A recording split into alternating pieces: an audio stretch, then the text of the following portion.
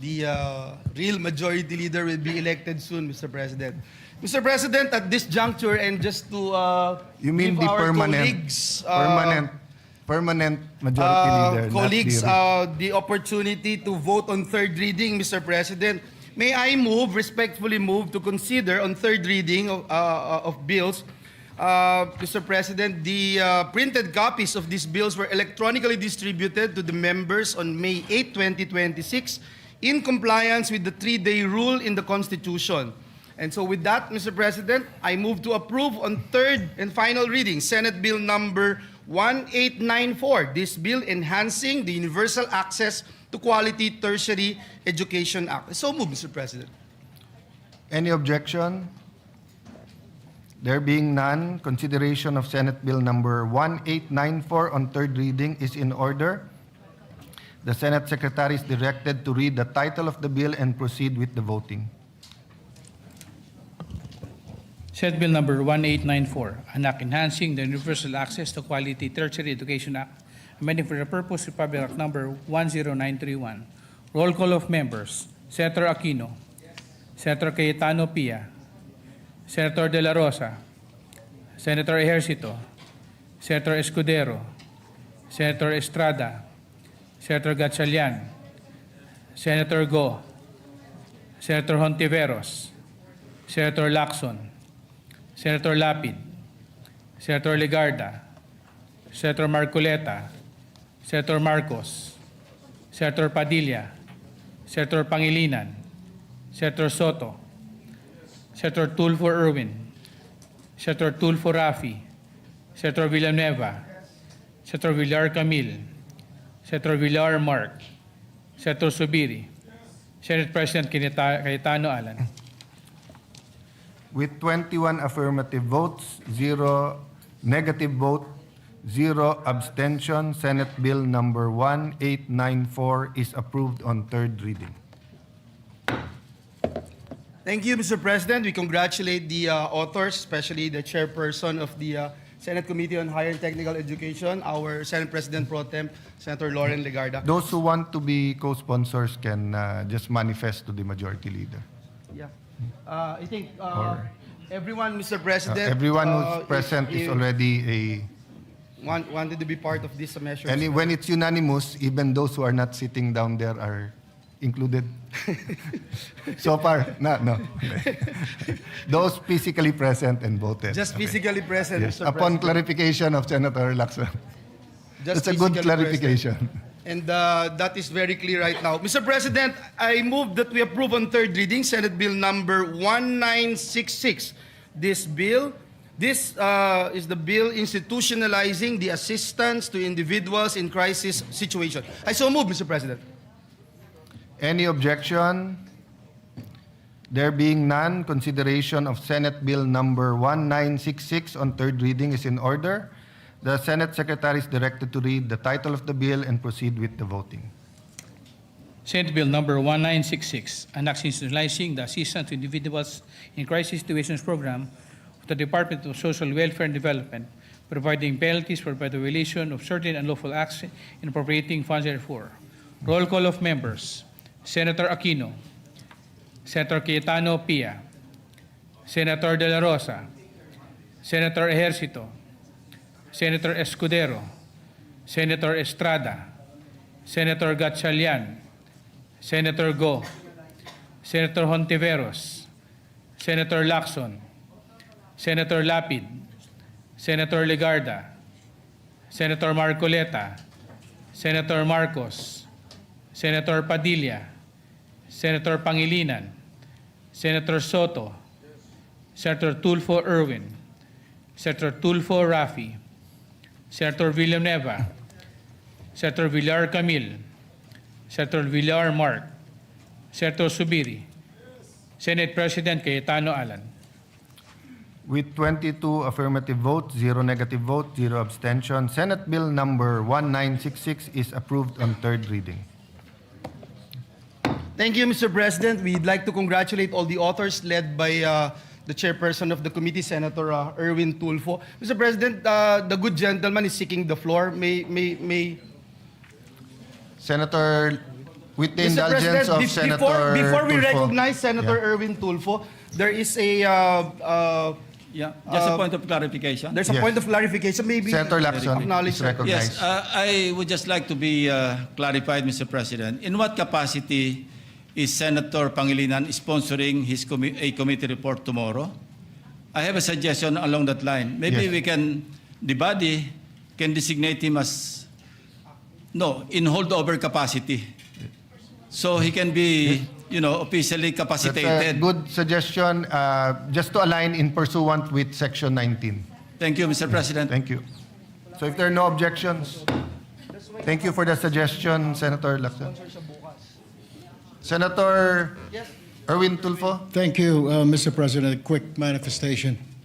Mr. President, distinguished colleagues, as your outgoing chairperson of the Senate Committee on Social Justice, Welfare, and Rural Development, I wish to place on record my profound gratitude and deep appreciation as this August chamber approves on third reading Senate Bill number 1966 under Committee Report number 46 entitled The Assistance to Individuals in Crisis Situation, or AICS Act.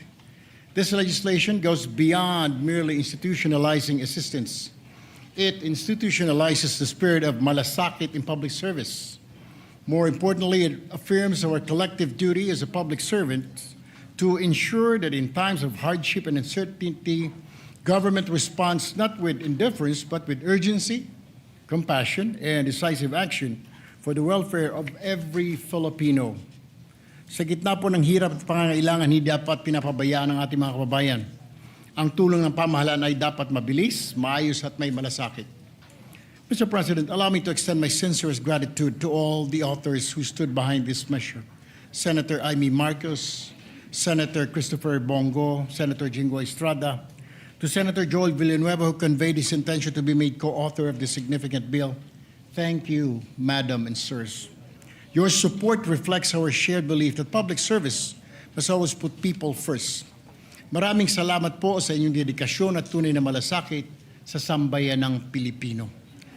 The significance of the AICS program becomes even more evident during periods of national and global uncertainty, when ordinary Filipinos are most vulnerable to the effects of economic disruption. Sa panahon po ng krisis, higit na naramdaman ng ating mga kababayan ang pangangailangan ng agarang tulong at tunay na malasakit mula po sa ating pamahalaan. Amid the recent tensions involving Iran and resulting volatility in global oil prices, assistance mechanism under AICS program became an important source of relief for many Filipinos, particularly in transport drivers and operators who bore the heavy burden of rising fuel costs. Sa patuloy na pagtaas ng presyo ng langis, maraming super at operator ang nahirapang maitawid po, Ginoong Pangulo, ang araw-araw na pangangailangan ng kanilang pamilya. Through timely emergency assistance and fuel subsidy interventions, our government was able to provide much-needed relief and help lighten the daily burden of those who, despite rising costs and personal sacrifices, continue to keep our communities connected, our economy moving forward. Sa pamagitan po ng agarang tulong mula sa AICS, na ipapakita po natin na ang pamahalaan may malasakit ay hindi po nagpamabaya, lalo na sa mga manggagawang patuloy na nagsasakripisyo para sa sambayanan. To the committee's technical working groups, partner agencies, and hardworking personnel behind this legislation, we thank you for transforming compassion into concrete action.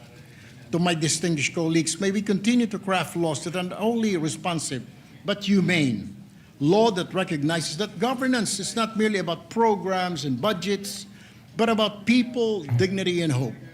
Ang pagpasa po ng AICS Act ay isang matibay na patunay na ang pamahalaan ay may malasakit, ay pamahalaang tunay na kumakalinga, handa laging umalalay, umunawa at tumugon sa pangangailangan ng bawat Pilipino sa oras po ng kagipitan. Again, Mr. President, to all the authors and supporters of the AICS Act, thank you for your unity, compassion, and unwavering commitment to the Filipino people. We stand united, no matter what political colors we have. There is no crisis too great that we cannot overcome. Muli po, maraming salamat sa aking mga kasamahan, both in the majority and minority, at sa sambayan ng Pilipino. Thank you and good afternoon, Ginoong Well, the Pangulo. chair recognizes the work of the good senator in social justice and social welfare Very well taken ang manifestation, except the part that he said he will be leaving the committee. We're not yet that sure, as we recognize your work in that committee. Thank you for your manifestation. Senator, Mr. President, next to explain her vote, especially on Senate Bill number 1894, is the distinguished lady from Antique, the chairperson of the Senate Committee on Higher and Technical Education, Senator Lauren Legarda. I move that she be recognized, Mr. President. Mr. President, esteemed colleagues, I would like to thank all our colleagues in the unanimous vote on the free tertiary education amendments. And we know that this measure strengthens RA 10931 and ensures the promise of free and equitable tertiary education, that it truly reaches the poorest Filipino families. EDCOM 2 revealed stark gaps in the implementation of student assistance programs. Many of our most vulnerable learners continue to struggle with the rising cost of transportation, food, housing, and school requirements despite existing support mechanisms.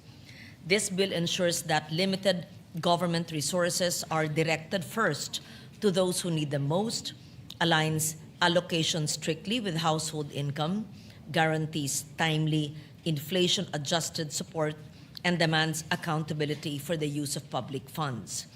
Ang edukasyon ay hindi lang dapat libre, dapat ito'y makabuluhan at nagubungan ng tunay na oportunidad mula enrollment hanggang graduation at trabaho. This measure is for our students, especially the poorest, who now know that the government stands behind their dreams. Dapat laging patas ang pagbibigay ng pagkakataon sa bawat batang Pilipino na nangangarap. I would like to thank my fellow EDCOM 2 commissioners. Talagang meron pong kumukontra dyan ng mga finance managers. At they recommended sa presidente na i-veto po ito dahil karagdagang gasto sa gobyerno. Concerns were raised by economic managers regarding its fiscal impact. But we stood firm in our belief that free education is an investment in the future of our nation. Muntik na po itong mabito. Alam po ni Chairman Popoy de Vera yan. Ngunit nung panahon po na bilang Special Assistant to the President po ako noon, hinikayat natin ang CHED na ipaglaban at ipaliwanag ang kahalagahan ng panukalang ito. Last minute po ito na sumulat ang ating CHED chairperson Popoy de Vera. Sabi ko, sumulat ka kay then President Duterte at makiusap ka. At dinala natin ito sa kanya. And we are grateful na nagbago po ang isip ng Executive Department. And we are grateful to former President Duterte na finally pinirmahan po niya. Dahil sabi niya, sa Davao nga po, merong free education doon. At meron siya mga scholarships program po doon kahit na maliliit. Sabi niya, mas gusto ko sa buong Pilipinas po ito mangyayari. Finally, the rest is history at naging batas po ito. Even with the Republic Act 10931 in place, we recognize many challenges in accessing education. Kaya naman po, napakahalaga ng panukalang batas na ito. We thank the sponsor, Senator Lauren Legarda, for championing this measure. Mr. President, sa panukalang ito, bago ko makalimutan, si Senator Alan, nung membro po siya ng 17th Congress noon, na I'm sure sinuportahan niya rin po ito, but naging Secretary of Foreign Affairs kayata nung mga panahong yon. I don't know kung senator ka pa during that time, but membro ka po ng 17th Congress at I'm sure pinaglaban mo rin po ito. Sa panukalang ito, Mr. President, hangad natin na mabigyan ng tertiary education subsidy ang mga indigent patients. Ibig sabihin, expanded, may pagpipilian sila. Yung mga lugar na walang yung kurso na ino-offer ay hindi nila ma-avail, ay pwede itong ma-avail po sa mga private universities. Hindi lamang po ito sa mga public colleges and universities. Maaari rin po itong gamitin sa private higher education institutions, lalo na kung walang available na pampublikong paaralan sa kanilang lugar. At naniniwala po ako na ang access sa education ay susi sa mas maliwanag na kinabukasan para sa ating mga kabataan. For these reasons, I am putting on record my yes vote for the passage of this very important education measure. Salamat, Mr. President. And likewise, as one of the authors of Senate Bill number 1966, which seeks to institutionalize the assistance to individual in crisis situations. Ito po yung AIX, kilalang-kilala po ito na programa ng DSWD. I want to manifest my yes vote to the measure. Sa pag-ikot ko po sa buong bansa, I have seen families who have lost everything, homes, livelihoods, and in some cases, hope. Ang AIX ay matagal nang nagsisilbing lifeline ng ating mga mahihirap na kababayan, lalong-lalo na po sa panahong sila ay naharap sa biglaang krisis tulad ng sakuna, sunog, pagkakasakit, pagkamatay ng mahal sa buhay, aksidente at iba pang hindi inaasahang pangyayari. By institutionalizing AIX, we guarantee its continuity and enhance its ability to adapt and respond to the growing needs of our communities. Sana po wag lang gamitin sa politika ang AIX at dapat po gamitin ito sa mga mahirap nating kababayan. Klarong-klaro naman po ang AIX. Assistance to individuals in crisis situations. Ibig sabihin, yung mga mahihirap talaga. At wag sana gamitin sa pamumulitika ang ayuda at tulong sa ating mga kababayan. We congratulate and thank the sponsor, Senator Erwin Tulfo, for prioritizing this measure. With this bill, we affirm to the Filipino people that in times of crisis, the government stands ready to extend a helping hand. Maraming salamat po, Mr. President. Thank you, Senator Bongo. Just on your point na sana wag magamit sa politika, and for the information of the public who have a keen eye on the Senate, actually maganda na carry over yung amendment ni Senator Lacson sa 2026 budget, yung prohibition on political involvement in the distribution of cash and other forms of financial assistance is in Section 18. Sa Section 19 naman, prohibition on the display and or a fixture of the name, image, likeness of public officials. So yung suggestion ni Senator Lacson na kineri ng body nung sa 2026 budget nandito, tapos may Section 20 unlawful acts. Unfortunately, ang Section 18 and 19 walang penal clause. Ang Section 20 may penal clause may penalties under Section 21. That's why if you noticed, nung nagsimula yung Iran-Israel-US war, parang may bumalik na mga logos at saka mga streamers, posters, tarpaulins na may mga muka sa ilan mga distribution. So baka pwede nating ipaalala sa lahat na the spirit of the law, kahit wala tong criminal penalties, is maybe I can use the word partisan-free. Diba? Dapat non-partisan ang pagbibigay ng ayuda. No? Mr. President, nalimutan ko lang po kanina. Salamat rin kay Senator Chis Escudero, Senator Angara, Senator Grace, and Senator Nancy Binay. And of course, headed by our finance Chair, Senator Loren Legarda, Senator Pia, na pinaglaban po itong free tertiary education. Salamat po, Mr. President. Thank you, Senator Bongo. Mr. President, before we recognize Senator Marcoleta to explain his vote, I think the chairperson of the committee, Senator Erwin Tulfo, would just like to put into the record some of the matters that is Yes. part of what has been discussed on the floor. Senator Thank you. Senator Tulfo has both the legislative acumen, but also he served as secretary, so he knows the practical side of all of this. Thank you, Senator Tulfo, Mr. you're President, our new majority floor leader. Nais ko lamang pong sabihin po, maraming salamat po sa pagpapaalala na doon po sa clause section 18 at 19, wala pong penalty po doon. Pagkos yan po ay plano namin na ilalagay po natin sa BICAM. Pag nagkaroon po ng BICAM na, lalagyan po natin ng penalty po yan. Maraming salamat po, Ginoong Pangulo, for that reminder. Mr. President, I move that Thank we you, recognize Senator. Senator Rodante Marcoleta for his explanation of votes. So move, Mr. President. And just a point kay Senator Tulfo, and it can be administrative dahil public officials naman ito, or it may be grounds for disqualification if they're a candidate. So thank you for your work, Senator Tulfo. Senator Marcoleta, you are recognized. Thank you, Mr. President. Mr. President, I voted yes in relation to Senate Bill 1966. In doing so, Mr. President, I'm also conscious of the fact that I hope we will find a more equitable way of intervention, socioeconomic intervention to the marginalized and the poorest of the poor.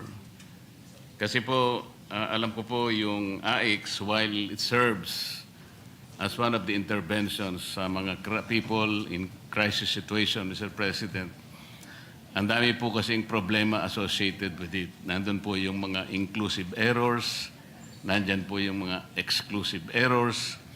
Kuminsan po yung mga listahan, kinakailangang i-purge pa para makita natin na talagang didiretso po talaga doon sa nangangailangan.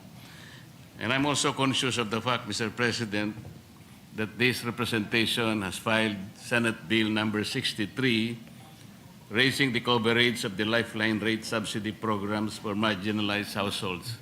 Sa akin po kasing palagay, Mr. President, ito po ay, sa tingin ko lamang po ay mas mabisa sapagkat this is more equitable and it is a method by which our poorest of the poor will be targeted. Ito pong bill na ito ay tinatarget po about 5 million poor families, ranging between 25 to 27 million poor Filipinos. Kasi po ngayon ang lifeline rate, Mr. President, binago na po ng ERC from 20 kilowatt hours per month, ginawa po nilang 50 kilowatt hours. Ano pong initial po naming deliberation sa Energy Committee ng ating kasama, Senator Pia, miski siya po nabigla na yun pong 50 kilowatt per hour per month, Mr. President, ay sapat lamang po pala para pailawan ng 2 bombilya, isang electric pan, tsaka siguro isang transistor. Sabi po ni Senator Pia, ibig sabihin ba itong 50 kilowatt hours na to, wala man lang tsansa yung isang, for example, isang mother na nagtatrabaho rin sa isang kumpanya o sa isang opisina. Paano kung pamplansyahin ko man lang ang damit ko? Very basic naman ito. That's why, Mr. President, dito po sa bill na to, yung 200 kilowatt hours per month, ito po yung magiging subsidy ng ating mga households.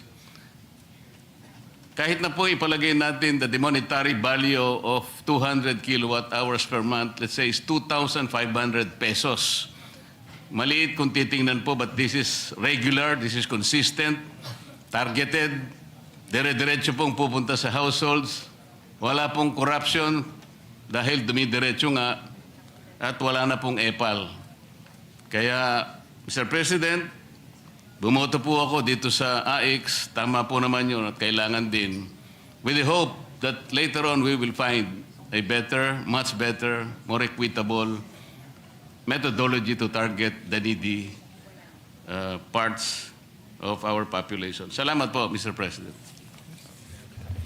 The Chair agrees with you, Senator Marcoleta. There's a balance between ayuda, the financing or capitalization of micro, small, medium enterprise, between the social interventions to the poorest of the poor. We should also look at, for example, free internet for the poorest of the poor, di ba? Kasi pareho na rin ngayon ang internet sa tubig at kuryente. Pagka ang bata walang internet tapos online yung classes, parang hindi na rin nag-aral yung bata. Thank you for your interventions, Senator Marcoleta. Yes, Mr. President. Mr. President, the gentleman from Nueva Ecija and Bicol region, Senator Robin Hood Padilla, is seeking the floor. I move that he be recognized, Mr. President. You're recognized, Brother Robin. Assalamualaikum, and thank you for coming in a way that I do not believe that the actual manner. So there are two issues, no?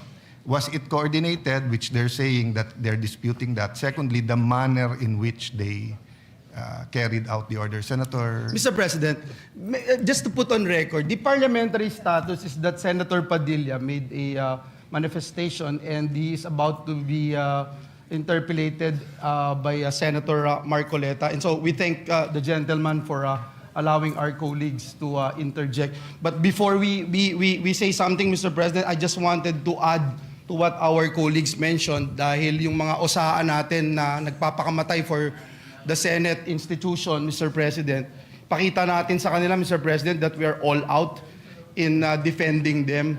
Ako po, Mr. President, nandun mismo ako doon sa Senate clinic nung dinala yung OSAA personnel natin. Mr. President, bugbog sarado siya. Dito sa video, kuha mismo ng staff ko, Mr. President, kinukuha, sinakay, pinilit isakay doon sa sasakyan. Tapos umalis. Ito, duguan na po yung ating Senate OSAA.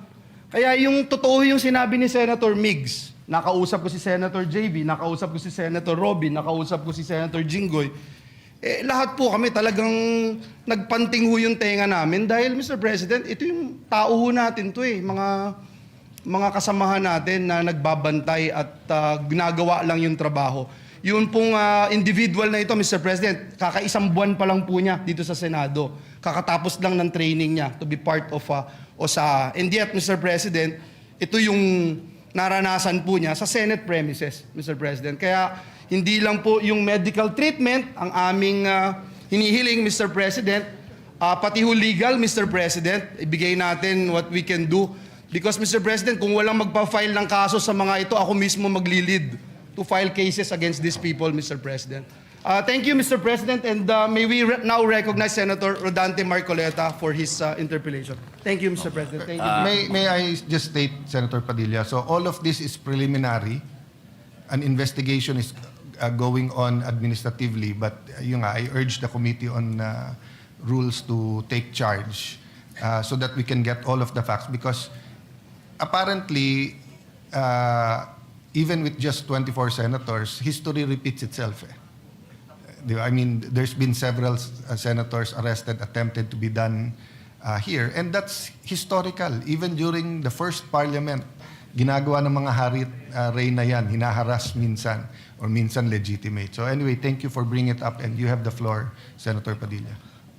Ginoong Pangulo, gusto ko lamang pong ibalita sa ating mga kasama na naging maganda po ang responde ng Commission on Human Rights sapagkat kaninang umaga po nakipagpulong sila sa atin at nakipagpulong po sila sa USAA at kay Senator Bato de la Rosa patungkol po sa nangyari na karahasan at pang-aabuso sa karapatang pantao ng ating mga kasama dito sa Senado. Pangalawa, gusto ko lamang din pong iparating sa ating mga taong bayan na magkakaiba po ang kaso ni Senator Trillanes at Senator De Lima sa kaso po ni Senator Bato. Dahil si Senator Bato, ang warrant po niya ay hindi galing sa Pilipinas. Ang warrant po niyan ay galing sa ibang bansa, sa isang dayuhang korte. Ito po ay malayo doon sa usapin na sila ang kustodiya po ni Senator De Lima at ni Senator Trillanes dito lang sa Pilipinas. Ito pong mangyayari kay Senator Bato ay dadalhin po sa ibang bansa. Medyo yun po pag-isipan nating mabuti. Dapat bang mangyari muli ang nangyari kay dating Pangulong Rodrigo Roa Duterte? Dapat bang mangyari pa yan muli sa isang Pilipino?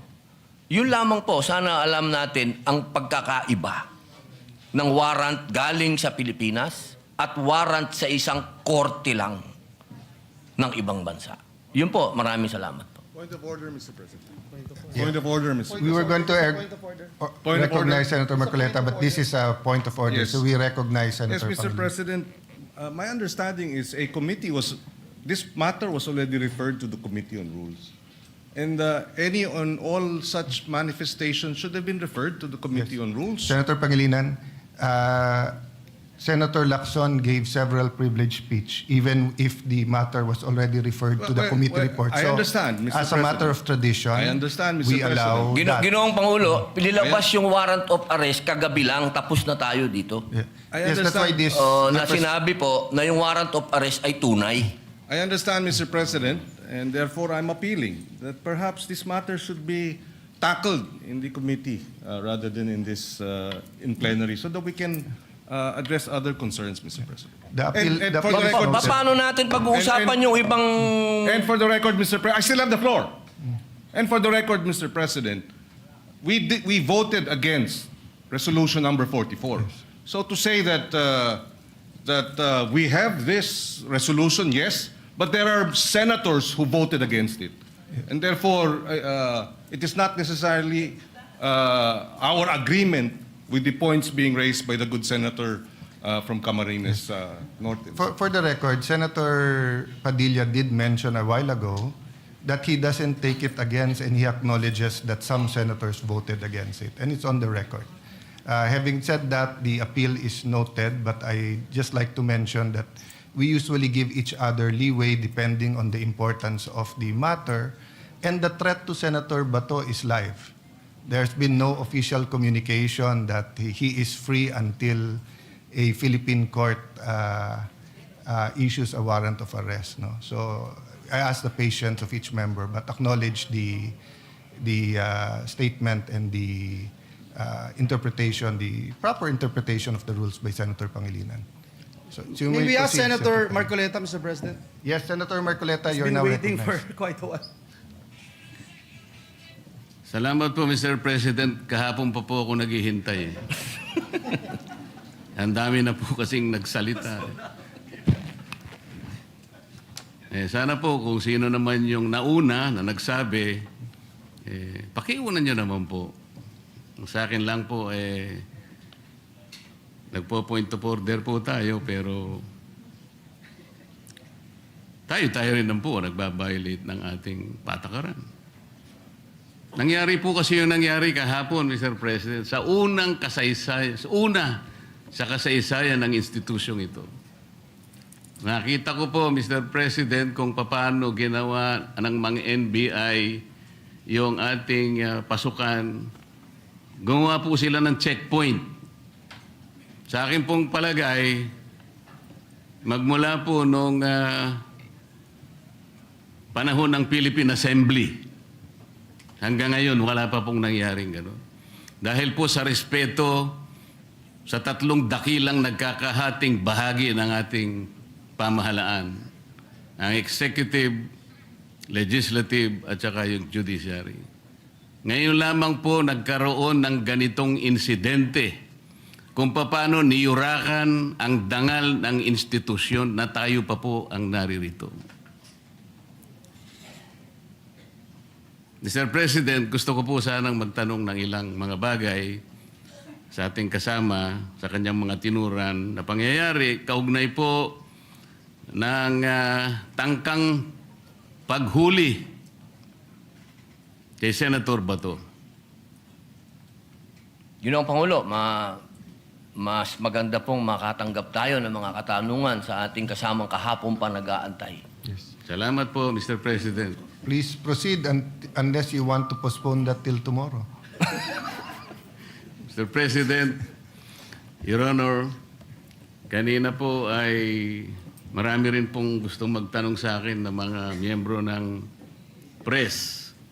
Bagamat tinangka ko po na wag munang umarap sa kanila dahil minsan po, imbes na makapag-clarify ka, lalo pong dumadami po ang mga issues. Kaya ako na pong nagpilit na parang iniiwasan ko na po. Kaya lang, hindi mo po maiwasan. Sa dami po nila, talagang hahabulin ka po eh. Ang una po nilang tanong sa akin,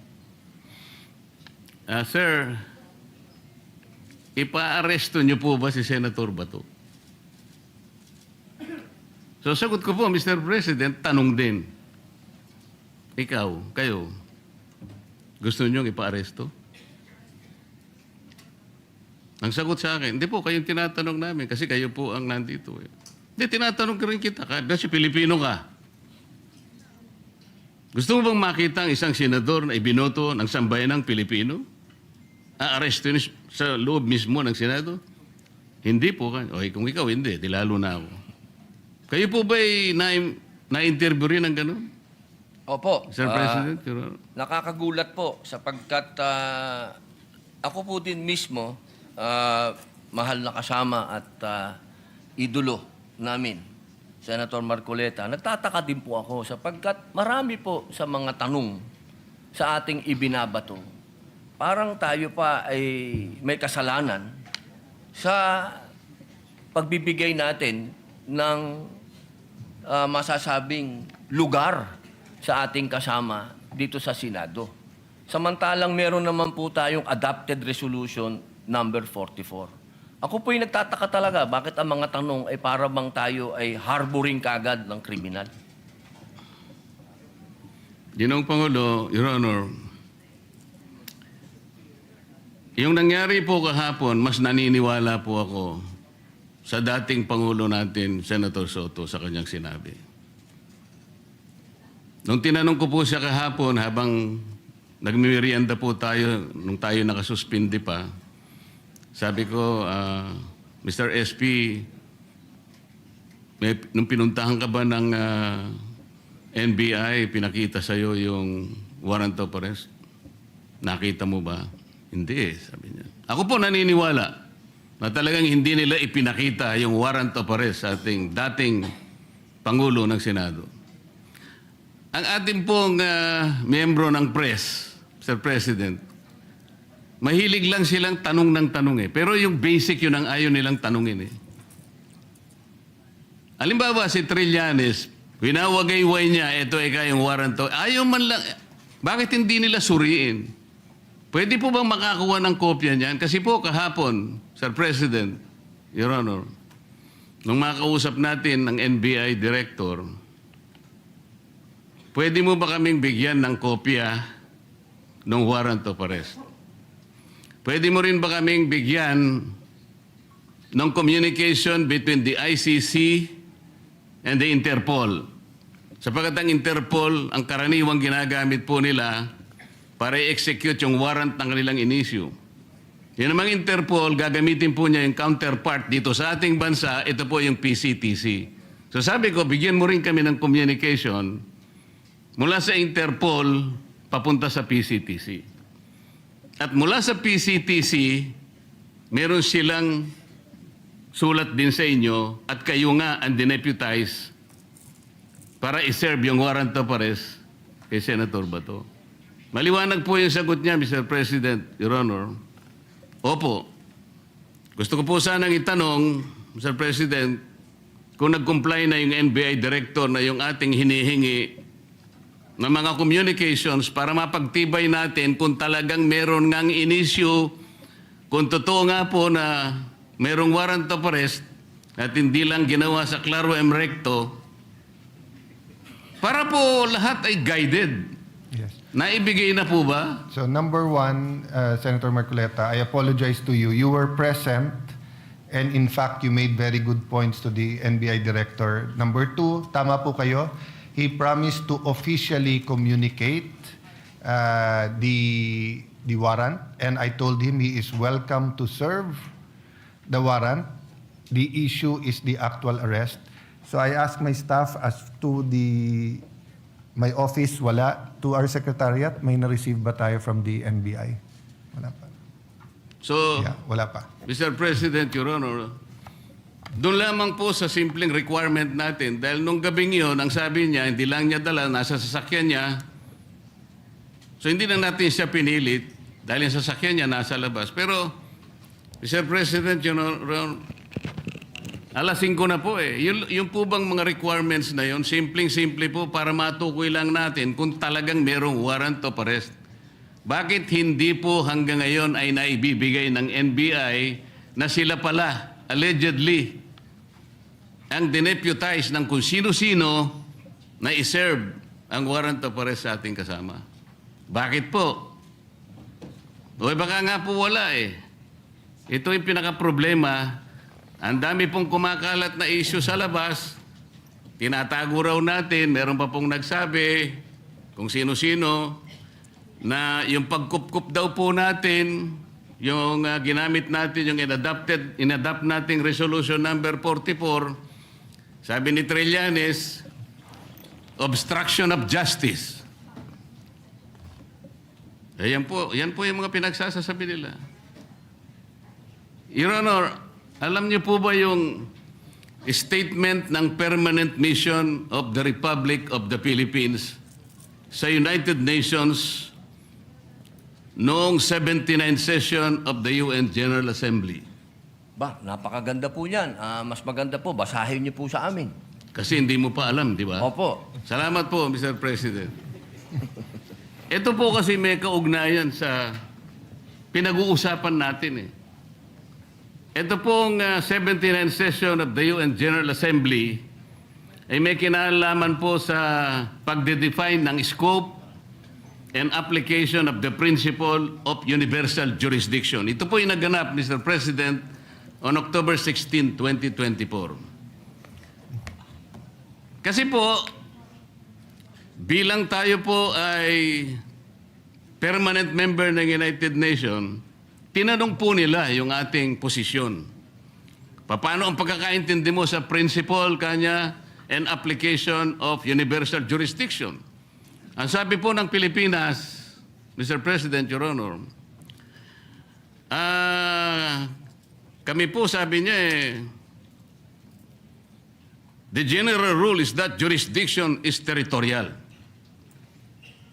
Universal jurisdiction is an exception grounded on the need to preserve international order. Tama naman po yun eh. Ang pinag-uusapan po na, sinight po ng ating gobyerno, Mr. President, yung Section 17 ng Republic Act number 9551. At sinasabi po nila doon, sabi po ng ating permanent mission, Section 17 of RA number 9851 specifically provides for the Philippine jurisdiction over persons, whether military or civilian, suspected or accused of a crime defined and penalized under Republic Act 1951, regardless where the crime is committed. Sa mga tweet, tayo na po ang nagsabi sa United Nations na tayo po yung merong jurisdiction. At sinama pa nga po yung Section 18 na kung saan ang regional trial court po ang merong jurisdiction. Primary and exclusive jurisdiction. Kanina po, Mr. President, Your Honor, binanggit po ninyo, yung warrant of arrest kasi kanya galing sa korteng hindi sa domestic nanggaling. Nanggaling naman talaga raw sa ICC. Ipagpalagay na po natin, Mr. President, na totoo nga at hindi peke yung warrant of arrest. Kunwari valid. Ang sinasabi po ng ating batas, Mr. President, isasagawa mo lang ito sang-ayon or in accordance with the extradition laws and treaties obtaining in this country. Mr. President, wala po tayong extradition treaty sa ICC for the simple reason that ICC is not a country. Wala rin po tayong treaty sapagkat nag-withdraw na po tayo sa ICC. O paano niya po i-apply yung kanilang warrant of arrest? Ang jurisdiction po ay atin na. Mr. President, Your Honor, on May 10, 2026, ang ating kasama, Senator Bato, was served a subpoena by the CIDG for the alleged crime of EJK. Ano po ibig sabihin nun, Mr. President? Yung pag-serve po ng subpoena, na-operationalize na po, active na po yung kaso kahit nasa investigative and prosecutorial stage pa lang. Ibig sabihin, our National Prosecution Service is already actively on the case. Paano po papasok ang ICC? The core function of the ICC, Mr. President, is under the principle of complementarity. Ibig sabihin, kung meron pong local court na gumagawa na po ng kanilang tungkulin, wala na pong pakialam ang ICC. Nang nangyari po, aktibo na pong pinupurso ang kaso, allegedly, EJK sa ating kasamahan. Papasok pa uli ang ICC. Sarili po ba nilang prinsipyo ay kanilang babaliwalain? Papayag ka pa doon, Mr. President, Your Honor? Ay, hindi po tayo dapat pumayag. At katunayan nga po, katulad po ng sinasabi ng ating ibang kasama na ito daw ating pinag-uusapan ay wala daw itong kwenta. Napaka-imposible po nun.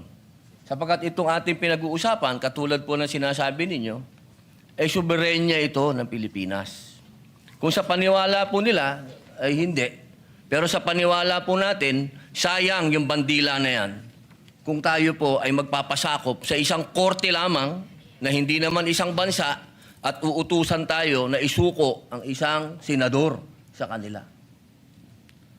Salamat po sa inyong sagot, Mr. President, Your Honor. At nung tinangka po nila na mag-serve daw ng di umano ay warrant of arrest, Mr. President, bakit po ang nagsisilbing process server ay si Antonio Trillanes? Sheriff po siya ngayon yata ng ICC. Meron po ba kayong impormasyon na si po ay naglilingkod na sa ICC o sa Interpol, Mr. President, Your Honor? Siguro po, action speaks louder. May dala po siyang warrant o sheriff. Kung totoo na meron siyang dalang warrant. Yun po. Opo, pag napatunayan po na yun ay warrant of arrest, sheriff na po siya. Kailangan pong malaman natin kung siya ay process server, sheriff, o deputized officer ng ICC o ng Interpol. At kailangan tawagin din po natin, Mr. President, ang representasyon ng Philippine Center for Transnational Crime sapagkat sila po yung counterpart ng Interpol. Pagka po binaypass nila yung opisina na yun, maliwanag na maliwanag po, peki po yung warrant of arrest, Mr. President. At peki din po yung nagseserve ng warrant of arrest. Naniniwala po ba kayo? Hanggat hindi po natin nakikita ang kopya na yan, lumalabas po na peki yan. Mr. President, Your Honor, alam niyo po ba yung bilateral immunity agreement sa pagitan ng United States of America at ng ating bansa? Alam ko po yan, nasa Quran po yan. Nasaan po? Nasa Quran po.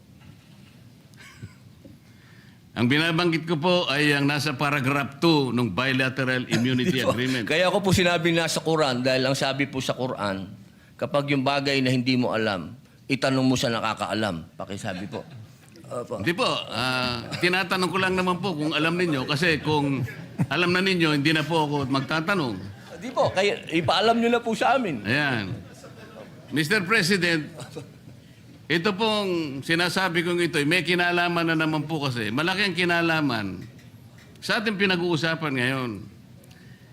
Dito po kasi sa paragraph 2 nitong bilateral immunity agreement na ito na ginawa noong May 13, 2003, minsan po itawagin ito na non-surrender agreement.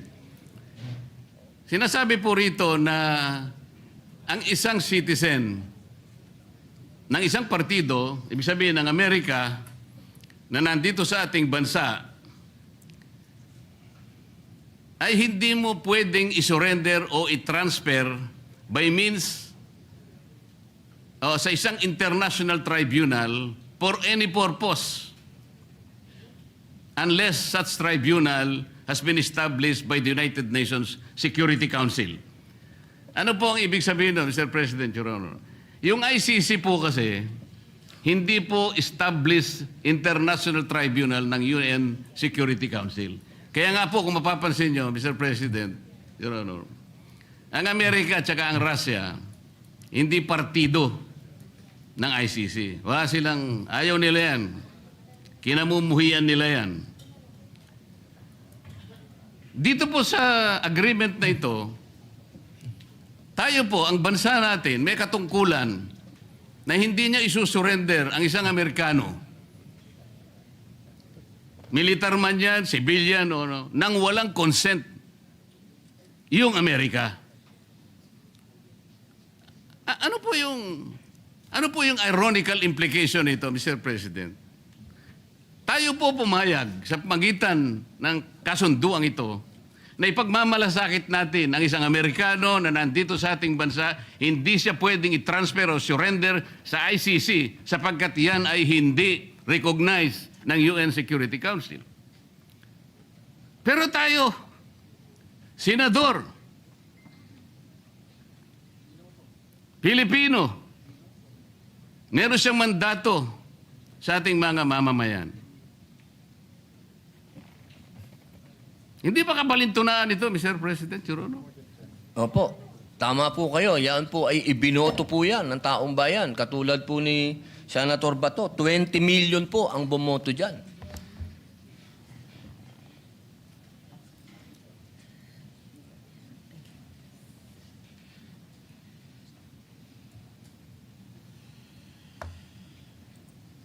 Kaya ko lang po tinatanong, Mr. President, hindi ko po lubos na maisip, tayo pala kaya nating ipagtanggol ang hindi isang Pilipino, kahit hindi Pilipino, dahil lamang nakipagkasunduan tayo. Pero sarili nating kapwa Pilipino, may mandato sapagkat nagsisilbing senador ng ating bansa. Hindi natin kayang ipagtanggol. Ito po yung irony na napakahirap siguro natanggapin ng bawat isang Pilipino. Tama po kayo eh. Ang warrant of arrest po ay galing sa ICC. Ang kaso po ni Senator Trillanes ay iba sapagkat ang nag-issue ng warrant of arrest ay sarili nating korte na kailangang igalang. Ganon din po ang warrant of arrest na inisyo kay dating Senador Laila de Lima. Pero ito'y natatangi po eh. Kung totoo po na yun, ay talagang totoong warrant of arrest. At yun ay nakabase sa saligan mismo ng Rome Statute. Bakit hindi muna nila unang basahin, Mr. President, yung Article 59 ng Rome Statute, na kung saan sinasabi ron, yung aarestuhin mong tao, kailangan madaliin mong ilagak sa isang competent judicial authority ng custodial state. Ano ang custodial state? Yung ating bansa. Bakit po kailangan yon? Maski ang ICC, kinikilala niya yun. Dahil meron pong mga prosesong dapat na mapagtibay. Una, kailangan malaman natin kung yung warrant of arrest aplikable doon sa tao na yun.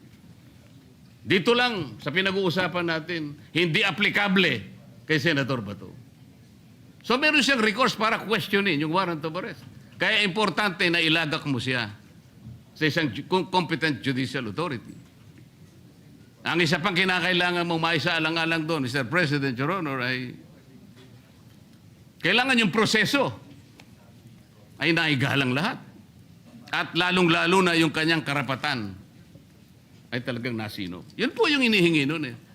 At ang isa pa po, meron siyang karapatan na magpetisyon kung sakaling yung custodial state na yon ay i-detain yung naaresto, na magpetisyon ng immediate release or provisional release.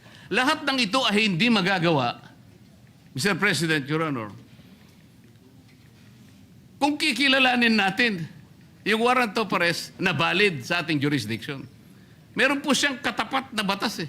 Meron tayong local na batas, RA 9851, na humahatol at nagbibigay parusa sa mga ganun ding mga kasalanan na siya din naman ang nililitis ng ICC. So sa prinsipyo po ng complementarity, Mr. President, maliwanag po na nasa jurisdiction na po ng ating lokal na mga hukuman ang pag-aasunto kung meron ng basihan sa ating kasama. Hindi na dapat kilalanin yung ICC sapagkat ang batayan lang nila ay yung tinatawag na principle of complementarity. Malinaw po na nangunguna po, may primary po jurisdiction ang ating lokal na korte.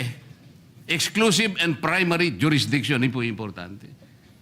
Ngayon, yung pong mga nagkukunwa na process server, nagkukunwa na sheriff, nagkukunwa kung ano man sila ng ICC, kung bayaran sila o hindi, dapat po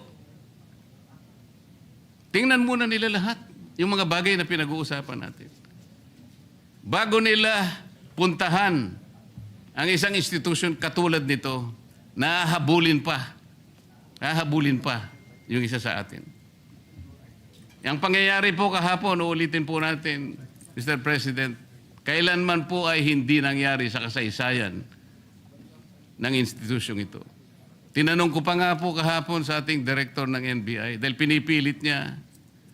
Kaya po nung papunta na, kung makakapasok po si Senator Bato sa session hall, ay wag nyo na siyang tutugisin. Para bang ang parte lamang ng Senado, Mr. President, ay itong session hall.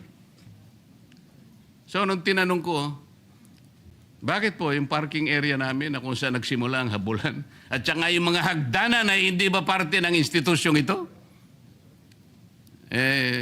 Sir, sabi niya, hindi naman po kami magiging ganito kung hindi po kami nakipag-coordinate. Hindi po ako naniniwalang nakipag-coordinate sila ng totohanan, Mr. President.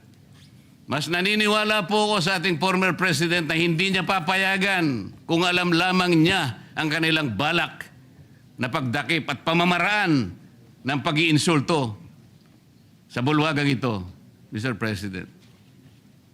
Maraming salamat po, Your Honor. Maraming salamat po. Mr. President. Madam President? Madam President? Opo. Senator Padilla, please proceed. Yes. Opo. Meron lang po akong mga konting katanungan sa inyo.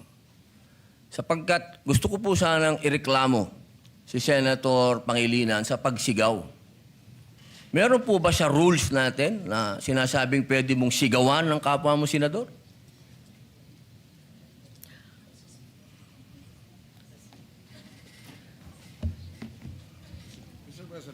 Narinig ko yung malakas na boses ni Senator Kiko Pangilinan. Alam ko na si Senator Pangilinan ay dating galing sa broadcasting, baka nag-modulate. Maari po ba tayo ay mag-suspend muna para pag-usapan yung malakas na boses at wari pagsigaw ni Senator Excuse me, Pangilinan? nasa akin President, po yung iba ang floor. Senator Padilla has excuse the me. floor. The chair is answering the question of Senator Padilla. Session is suspended.